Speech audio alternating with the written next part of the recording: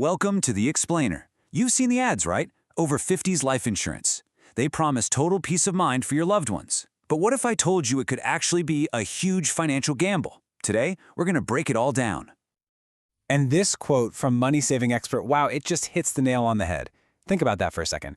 The idea that you could pay more for an insurance policy than it ever pays out. It sounds crazy, but it's the core problem we're looking at today. Now, on the surface, the appeal is so obvious. The marketing is brilliant, really. They promise this simple, caring thing you can do. You get a fixed payout for your family, there's no medical exam, which is a huge plus for a lot of people, and the monthly payments seem totally affordable. It's often sold as this easy way to sort out funeral costs. Sounds perfect, doesn't it? But, and this is the big but, we have to ask that critical question again. Is it actually possible to pay in more money than your family ever gets back? Well, you might be surprised to hear that for a whole lot of people, the answer is a definite yes. So how can you check this for yourself? It's not some complicated financial formula, I promise. It's actually just simple math. First, you take the total payout, the lump sum, and you just divide it by what you pay each month. That number tells you how many months it'll take for you to have paid in the full value of the policy. And then you just compare that break-even age to your own life expectancy. Simple as that. Let's make this real with an example. Let's call our person Bob or Roberta. They're 65 and they sign up for a plan that costs just £7 a month for a payout of £1,195. Okay, do the math. After 170 months, that's a little over 14 years, they'll have paid in the full amount. That makes their break-even age 79. If they live one day past 79, every single £7 payment they make from then on is just gone. It's pure loss. And what does this look like in the real world for an average person? Well, this chart shows the pretty stark reality. A 65-year-old woman in the UK is expected to live to about 88. In that case, she would end up paying a grand total of £1,932 into that plan. And the payout, well, it's still stuck at £1,195. That's a loss of over 700 quid. Ouch. So the basic math is a huge issue.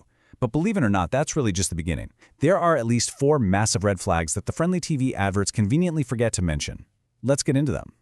First up, and we've just got to hammer this home, for most people who live a normal, healthy lifespan, the math just doesn't work. You're statistically way more likely to put more money in than your loved ones will ever get out. Honestly, for most of us, just sticking that cash in a good savings account would be a much better bet. Red flag number 2, and this is a biggie. You are locked in. This is not a savings account you can dip into. It's an insurance policy. If you stop paying your monthly premium, you lose everything you've ever paid. Every single penny. The story of Mary Vickers is just heartbreaking. She was 84, had already paid in nearly £1,000 more than her policy's payout, and her only choice was to keep losing money every month or cancel and lose the whole lot. It's a horrible catch-22. Number 3, the rules can be unbelievably harsh. If you miss even one payment, the whole policy could be canceled. Your family could get absolutely nothing. Now, some companies might give you a grace period of a few months, sure, but if you were to pass away after missing a payment, there's a real chance the policy just wouldn't pay out. That's a massive risk for something that's supposed to be a safety net. And finally, the 4th problem, and this one's a silent killer, inflation. That fixed lump sum, it's a sitting duck. A £5,000 payout might sound like a decent amount today, maybe enough to cover a funeral. But what about in 20 years? With inflation, its real-world buying power could be slashed. What was meant to cover the whole bill might barely make a dent. Okay, I know. After all those warnings, you're probably thinking these plans are always a terrible idea. But here's the thing, it's not quite that black and white. There is one very specific situation where this gamble can actually pay off, big time. So, here's the crucial point. Because there's no medical check, these policies can be a fantastic deal if you're in poor health and you know your life expectancy is shorter than average. Let's just be blunt about it. You are essentially betting against the insurance company's statistics. In one scenario, someone with a serious health condition might only pay in about £4,000, but their family gets a payout of almost $14,000. It is a gamble, no doubt about it, but for some people, it's a very calculated one. So, for most of us, what are the better options? And if you do happen to be in that specific group we just talked about, how do you make sure you're getting the best possible deal? Let's talk about some smarter financial moves. All right, for the majority of people, the alternatives are honestly much safer and more straightforward. You could just take that monthly premium and pop it into a high-interest savings account, or even better, a tax-free cash ISA. That way, you're in control, you can get the money if you need it, and it'll actually grow over time. A prepaid funeral plan is another option, but you really need to read the fine print on those.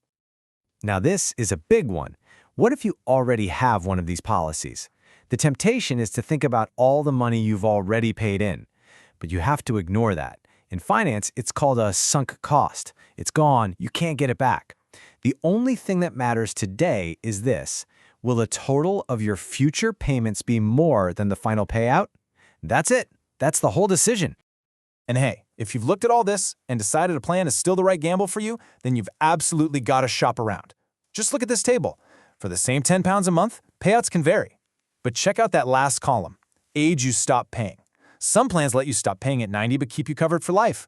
Others might make you pay right up until you're 95. That 5-year difference could cost you hundreds or even thousands of pounds. So, let's bring it all together. What is the single biggest takeaway here? It's this. You have to see these plans for what they really are.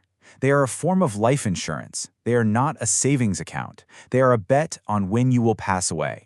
For most of us, saving is better. But for a select few in poorer health, they can actually be a worthwhile gamble. And that brings us right back to the beginning. The final question is really for you to answer. When you look at your own situation, your health, and the cold hard numbers, is that plan you're considering a genuine safety net, or is it a financial gamble you might be set to lose?